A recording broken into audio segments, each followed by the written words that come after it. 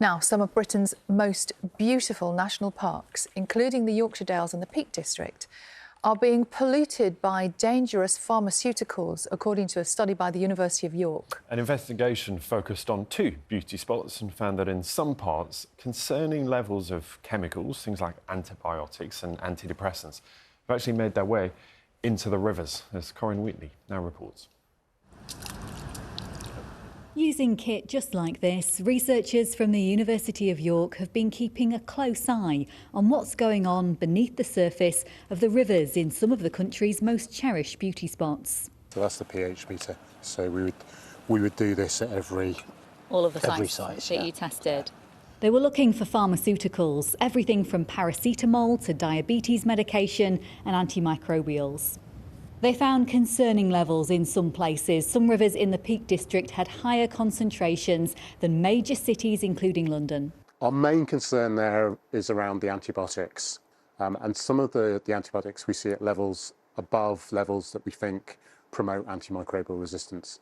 These are sort of levels that cause resistance in bacteria.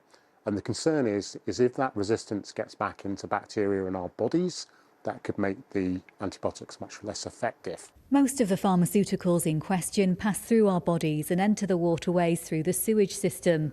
But people disposing of unused medication by flushing it down the toilet is also a problem, and one that's easily solved. So if patients have unused medications, for whatever reason, if they take it back to their pharmacy, it's a requirement of pharmacies to take in waste medication, and then it will be disposed of properly in these bins that we have, and then it gets incinerated and dealt with in an environmentally friendly way. We need better treatment. So where you've got fairly large populations in the national parks discharging into a low flow system, we should perhaps think about how we can upgrade that treatment to reduce the pharmaceutical load. The national parks are precious places where millions visit and some will swim in the water. Researchers say urgent action is needed to protect these environments for the future. Well, that was Corinne Wheatley reporting for us. And we're joined now by James Wallace, who is Chief Executive of River Action UK. Morning to you, Mr. Wallace. We're hearing there how much of a problem this is. How much of an impact is this having on humans, for a start? Well, good morning. Thank you both for having me on. I'm sorry I couldn't make it to the studio today. It is having a very, very considerable impact. The report just there, and Alistair Boxall and his amazing team at the University of York are identifying the issues about antimicrobial resistance, for example. The problem originates here with sewage and also with farms. Let's not forget all those growth hormones that are pumped into chickens and cattle and so on in factory farms. That too has a big impact. And imagine this, imagine being a frog in a river or lake and that being affected by cocaine. I mean, this is what's happening too. So we're seeing widespread impact on wildlife. That then gets into the food chain. It affects our health too. And I know that one of the things that you are aiming to do is rally more public support and get people to use their voices about this particular subject. How important is it that people get involved? I believe you're organising a demonstration.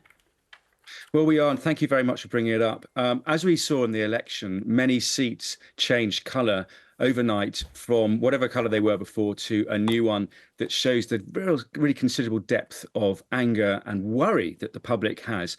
Many politicians can actually thank campaigners and communities for their position, like on the Wye, for example, the Thames, heavily polluted areas, because people have frankly had enough.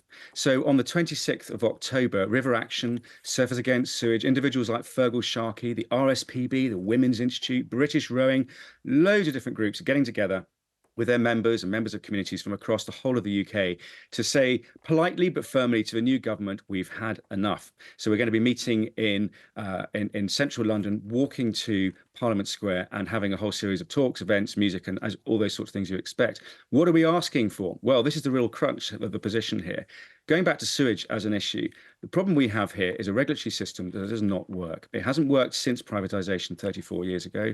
And even things like permits, those bits of legislation that require a water treatment centre to be able to remove pollutants like pharmaceuticals, like antibiotics, like microbes themselves, it doesn't work. So we need a root and branch of reform of the regulatory system. We need to end pollution for profit, where water companies like Thames Water, Severn Trent and others are running off to the hills with our money. We need to enforce the law. And we think a really good way of starting this would be to have a commission. So we would love it if the new Secretary of State for Environment, Steve Reed, was to be able to hold a commission, a short-term one for 6 months, to have a look at where the regulatory failures have happened and see how we can regulate better for water companies, and let's not forget agriculture too. OK, so that's one side of it. Is there anything we as individuals might be able to do to help this situation? Yeah, well, again, a great question. There's a lot we can do. You've already touched a little bit on the report. So, don't flush pharmaceuticals down the loo. Obviously, don't take drugs, especially illegal ones like cocaine. So there's lots of things we can do to stop things getting into the system. But we can also work as communities.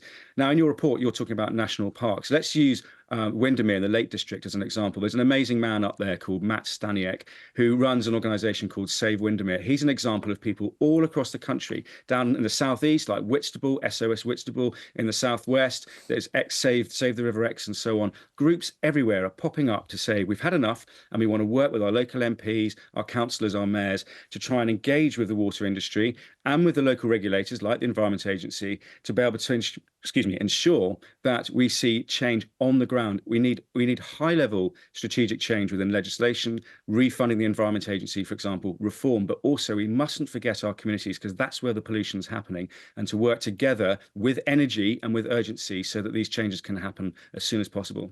James Wallace, Chief Executive of River Action. Thank you. Thank you.